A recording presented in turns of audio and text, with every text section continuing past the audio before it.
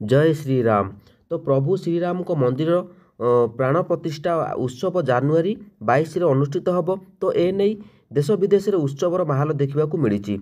तो एथिरे जो ट्रेन जंक्शन जो रही अयोध्या धाम जंक्शन तो से जो प्लाटफर्म रे कौन रही शिशु मानक कौन रही सुविधा तो वयस्क मानक कौन रही सुविधा सबकि संपूर्ण अपडेट आपण मैंने से जंक्शन बाबद जानतु। तेबे अयोध्या धाम रो जो मंदिर प्रतिष्ठा जानुरी 22 हम। तो सूचना अनुଯାयी राम मंदिर प्राण प्रतिष्ठा पर देशर कोण अनुकोण अयोध्या को श्रद्धालु आगमन को दृष्टि रखी स्थानीय रेल स्टेशन को अयोध्या धाम जंक्शन नाम पुनः विकसित करा जाइछि। प्रधानमंत्री नरेंद्र मोदी शनिवार यही अत्याधुनिक रेल स्टेशन को उद्घाटन करेंगे। यासह प्रधानमंत्री Amrit Bharat superfast passenger train शुभारंभ करेंगे। तो से जो पैसेंजर ट्रेन टी रही तार कौन रही विशेषत्व कौन रही संपूर्ण अपडेट आपण मैंने ये वीडियो माध्यम जाना पाइबे। तेबे 22 तारीख अनुष्ठित होगा जाऊँगी तो से आपण मैंने ट्रेन में यात्रा करें। तो केमिति कौन रही संपूर्ण अपडेट तेबे जदि चैनल को नुआ आसुचंदी चैनल को सब्सक्राइब करूँ। तेबे आपण मानू अनुरोध जहाँ भी आपण मैंने टिके श्रीराम बा जय श्रीराम कमेंट रे लिखंतु। तो आपण मानू एति अनुरोध करुच्ची। तेबे ये जो रूट रे कौन रही सुविधा तो आपण मैंने निश्चित भाव में जानवे। ता पूर्व चैनल को जो मैंने नुआ आछन चैनल को सब्सक्राइब करूँ। आ वीडियो जदि भल लगुच देखि सारा पर आपण मैंने टिके जय श्रीराम कमेंट रे लिखंतु। तेबे चलते संपूर्ण अपडेट जानिबा। तेबे कौन रही सुविधा उक्त स्टेशन रे एलिवेटर एस्कालेटर फ्लड प्लाजा बा सॉरी फूड प्लाजा शिशु जत्न प्रकोष्ठ और पूजा सामग्री दुकान समेत समस्त अत्याधुनिक सुविधा उपलब्ध रहिबो।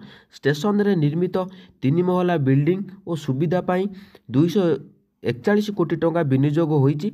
सेठारे 140 मीटर लंब और 32.6 मीटर प्रस्तर नुआ स्टेशन बिल्डिंग सह 140 मीटर रे 12 मीटर विशिष्ट अतिरिक्त फ्रंट पोर्च रही। तो अनेक सुविधा मन रही आहरी मध्य संपूर्ण अपडेट मुझे आपण मानक देवी। तेबे चैनल पूरा वीडियो शेष पर्यंत देखो संपूर्ण अपडेट जानीपर। खास कथा होची एही रेल स्टेशन रो मुख्य बिल्डिंग को राम मंदिर सदृश करा जाइछि। सेहीपरि शुभारंभ होबाकू जाउथिबा अमृत भारत एक्सप्रेस बा अमृत भारत एक्सप्रेस एक एलएचबी ट्रेन अटे जेउथिरे नॉन एसी कोच रही। यह यात्री मानक उन्नत सुविधा नॉन एसी कोच रही जहाँ यात्री मानक उन्नत सुविधा जोगाई देव। जानी रखंतु रूट तो रूट विषय आपण मानक मु अपडेट वर्तमान देउची।